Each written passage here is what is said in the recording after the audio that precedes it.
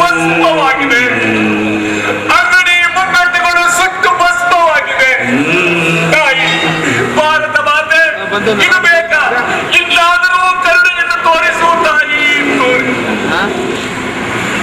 ನಾನು ಸಹ ಪಾರ್ಲಿಮೆಂಟಿನಲ್ಲಿ ಕುಳಿತುಕೊಂಡು ಈ ರೀತಿ ಕೋಮುಗಲೆ ಆಗಬಾರದು ಅಂದುಬಿಟ್ಟು ಬಹಳ ಹೋರಾಟವನ್ನು ನಡೆಸ್ತಾ ಇದ್ದೀನಿ. ಹಳ್ಳಿಯಿಂದ ದಿಲ್ಲಿಯವರೆಗೆ ಪಾದಯಾತ್ರೆ ರಥಯಾತ್ರೆಯನ್ನು ನಡೆಸ್ತಾ ಇದ್ದೀನಿ. ಈ ಒಂದು ಕೋಮು ತಳ್ಳುರಿಯನ್ನ ಕಡಿಮೆ ಮಾಡಲು ಸತತವಾಗಿ ಹೋರಾಟವನ್ನು ಮಾಡ್ತಾ ಇದ್ದೀನಿ. ಬೇಡಿ ಬೇಡಿ, ಇನ್ನು ಮುಂದೆ ಇಂತಹ ಒಂದು ಅನಾಹುತಕ್ಕೆ ಯಾರು ಆಸ್ಪದವನ್ನು ನೀಡಬೇಡಿ. ನೋಡಿ, ಹೇಳಿ ಹೇಳಿ ಹೇಳಿ, ನಾವೆಲ್ಲರೂ ಒಗ್ಗಟ್ಟಾಗ ನಮ್ಮದೇ ಆದ ರಾಷ್ಟ್ರ ಚಿಹ್ನೆಯಡಿಯಲ್ಲಿ ಆಳ್ವಿಕೆ ಮಾಡೋಣ.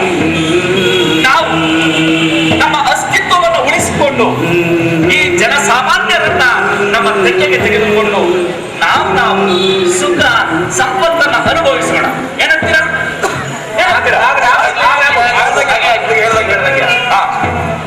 ನೋಡಪ್ಪ, ನಾನು ಈ ಬಹುಸಂಖ್ಯಾತ ಹಿಂದೂ. ಹೌದು, ನಾವು ನಿರ್ಮಿಸ್ತಾ ಇರ್ತಕ್ಕಂಥ ರಾಷ್ಟ್ರ ಧ್ವಜದಲ್ಲಿ ನಮ್ಮ ಹಿಂದುತ್ವದ ಪ್ರಧಾನವಾಗಿರ್ತಕ್ಕಂಥ ಕೇಸರಿ ಮೇಲೆ ಬರಬೇಕು. ನಕ್ಕ ನಕ್ಕ ನಕ್ಕ ನಮ್ದಿಗೆ ಒಪ್ಪಲ್ಲ. ಕೈಕೋ ಕೈಕೋ ನಮ್ದಿಗೆ ಅಲ್ಪಸಂಖ್ಯಾತರದು ಅಲ್ಲ, ನಮ್ದಿಗೆ ಮುಸಲ್ಮಾನ್ ಬಣ್ಣ ಹಸಿರಿಗೆ ಅಲ್ಲ, ಹಸಿರಿಗೆ ಮೇಲೆಗೆ ಬರ್ಬೇಕು. ಆಯ್ತಾಯ್ತಾಯ್ತು. ನೀವು ತಪ್ಪು ಮಾಡ್ತಿದ್ದೀರಾ ಮಕ್ಕಳೇ, ತಪ್ಪು ಮಾಡ್ತಿದ್ದೀರಾ. ಅಲ್ಪಸಂಖ್ಯಾತರಲ್ಲಿ ಸ್ವಲ್ಪ ಸಂಖ್ಯಾತರು ನಾವು. ನಮ್ಮ ಸಂಕೇತ, ನಮ್ಮ ಧರ್ಮದ ಸಂಕೇತ ಬಿಳಿ.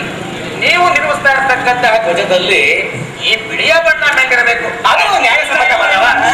ಸರಿ, ಮೊದಲಿರಬೇಕು ಹಸಿರಿಗೆ ಮೇಲೆ, ಹಸಿರಿಗೆ ಮೇಲೆಗೆ ಬಿಳಿ ಬಣ್ಣ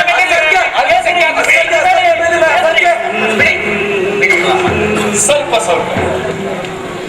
ಇದೊಳ್ಳೆ ಸಮಸ್ಯೆ ಆಯ್ತಲ್ಲ. ಈ ಸಮಸ್ಯೆಗೆ ಏನಾದರೂ ಒಂದು ಪರಿಹಾರವನ್ನ ಹುಡುಕ್ಲೇಬೇಕು. ಈಗ ಹೊಳಿತು ನೋಡಿ, ನೀವೆಲ್ಲರೂ ಒಪ್ಪೋದಾದ್ರೆ ನಿಮ್ಮ ಸಮಸ್ಯೆಗಳಿಗೆ ಒಂದು ಪರಿಹಾರವನ್ನ ಕಂಡಿಡ್ತೀವಿ. ಅದಕ್ಕೆ ನೀವೆಲ್ಲ ಒಪ್ಪಿದ್ರೆ ಅದನ್ನ ತಮ್ಮ ಮುಂದೆ ಇಡ್ತೀವಿ. ಏನಂತೀರಾ? ಒಪ್ಪೋಣ. ಆಯ್ತು, ಬನ್ನಿ. ನಮ್ಮ ದೇಶದ ಬಹುಸಂಖ್ಯಾತರು ಹಿಂದೂಗಳು.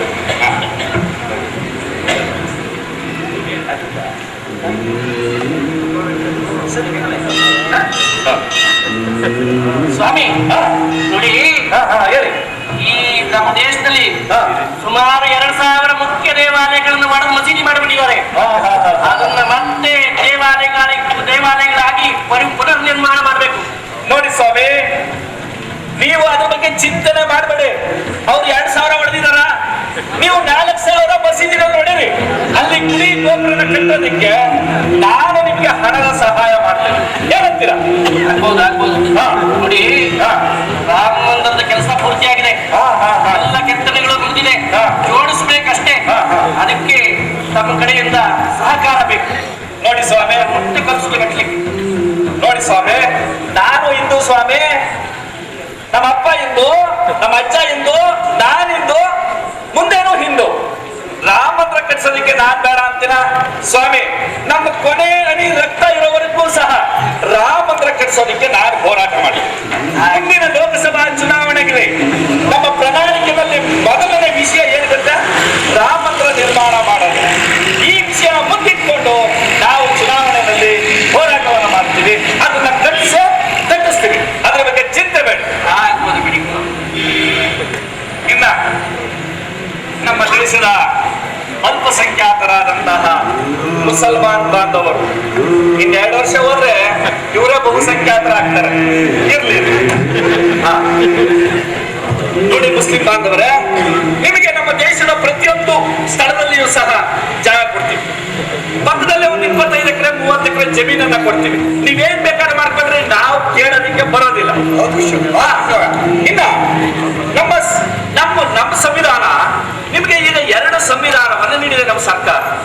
ನಾವು ಸಮಯ ಸಂದರ್ಭ ನೋಡಿಕೊಂಡು 2 ರಿಂದ 4, 4 ರಿಂದ 6